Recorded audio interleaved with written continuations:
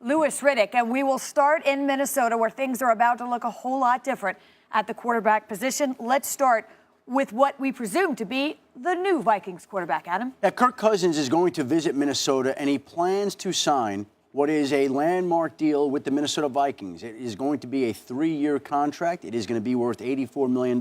It is going to be fully guaranteed, and it is going to create some ripples throughout the league. We've seen guaranteed quarterback contracts before. Dan Marino in 1986, Rick Meyer in 1993, but we have not seen a quarterback in the prime of his career in the free agent era get a fully guaranteed contract. Of course, fans do not care about the contracts. They care about the ramifications on the football team, and this is huge because you get a guy in the prime of his career who, again, I think, as Lewis would say, is something of a polarizing figure. There are people who think he's an unbelievable quarterback, a great quarterback, and going to be tremendous for the Vikings. There are people, I think, some in Washington, that have some questions and doubts and concerns about whether he's worth that money. We're going to find out in Minnesota because the season is going to turn out to be a referendum on Kirk Cousins versus Alex Smith, Kirk Cousins versus Case Keenum, to see how this all goes and plays out. But the bottom line is Kirk Cousins is going to go to Minnesota, and unless something unexpected happens at the last moment, he's going to sign a 3-year contract for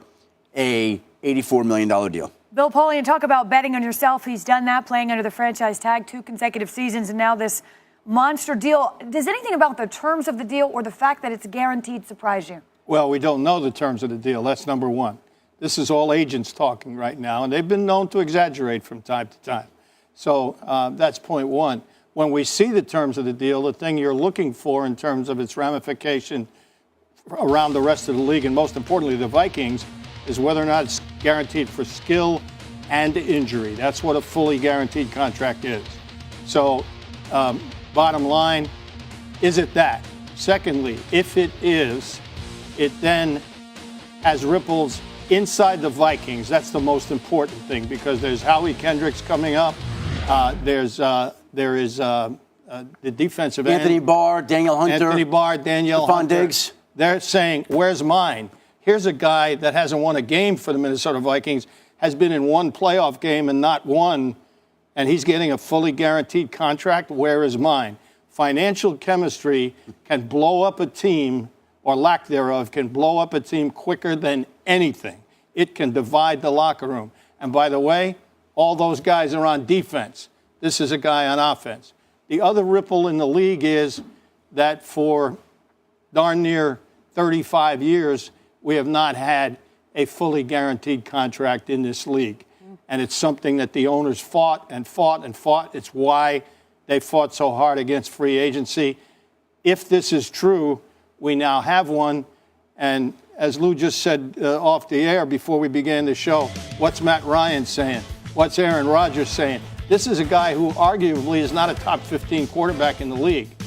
What about those other 15 guys? Lewis, you made that point yesterday that while you certainly think Kirk Cousins is a productive quarterback, a good quarterback, you said you did not believe him to be a franchise future-altering quarterback. So what do you think when you see this deal?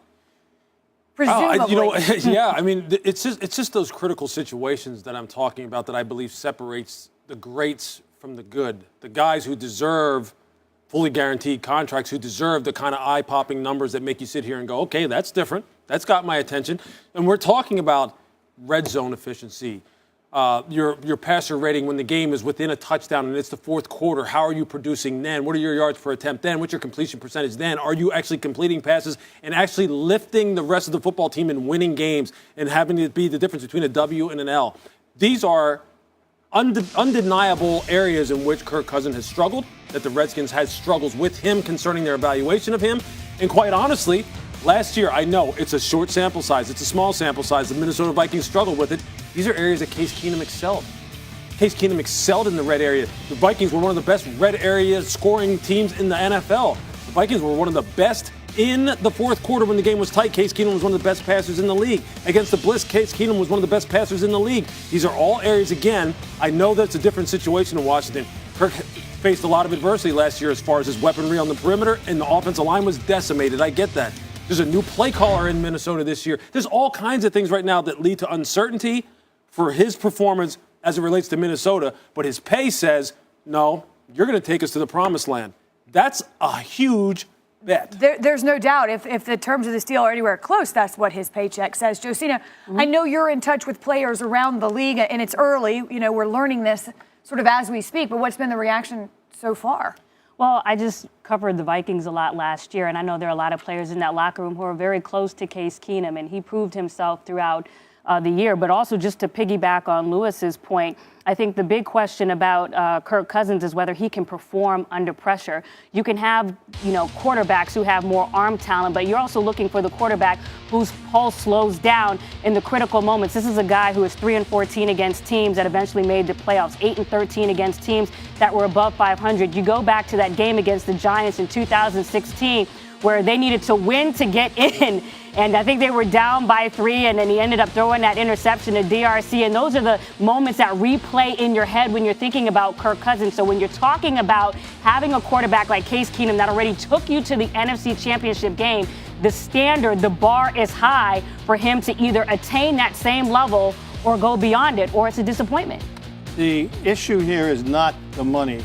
Players welcome the money increasing, and they don't worry about it. And as long as the salary cap is there, the owners are protected. It is the fully guaranteed contract, if that's what it comes to, that is the major issue that will ripple throughout the league. And I do want to underscore one point you made, Bill. You referenced it to be clear, but when you talk about the ripple effects, if this contract is fully guaranteed amongst ownership, amongst the other 31 owners who fought to preclude this a bit, am I right? Yes. Yeah, I mean, it will not be popular. I can imagine that it wouldn't be. Well, we've talked a little bit Could they about... void it? No. Okay. All right.